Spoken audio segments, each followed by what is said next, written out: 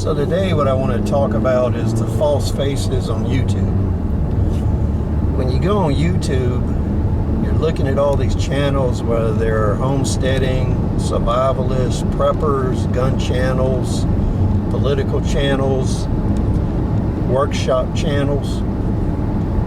And you got to ask yourself, is the information you're getting reliable?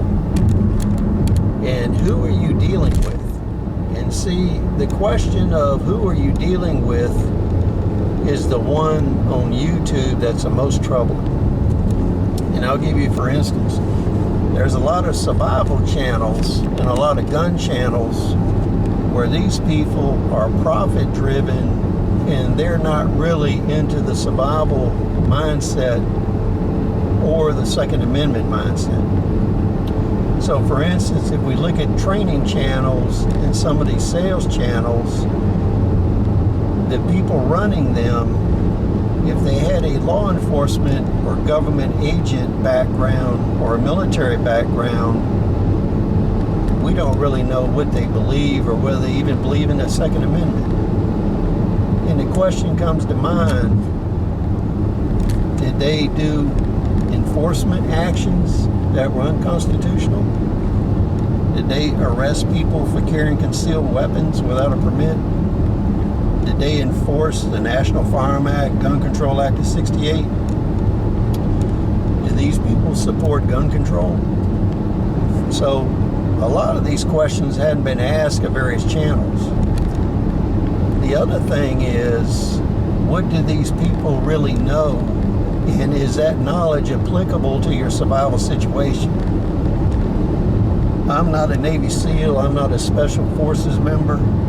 So do those tactics directly help me?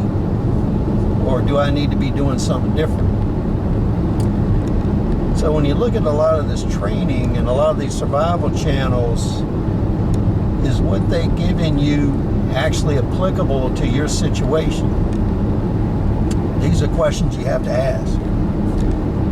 The last question I think you should ask is, in the comments section of these channels, ask them, what do they do for a living?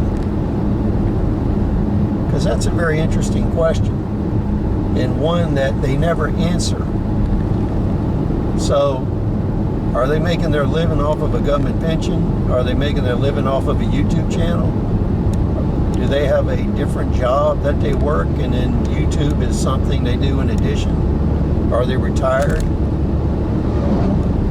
So these are interesting questions that most channels, you have no idea what the answer is. So with YouTube and social media, it's always buyer beware. Because in reality, when you watch a video, you're buying something because you're trading your time, which is irreplaceable, for them to profit. So think about that. Share your thoughts, rate, subscribe. We'll see you on the next video.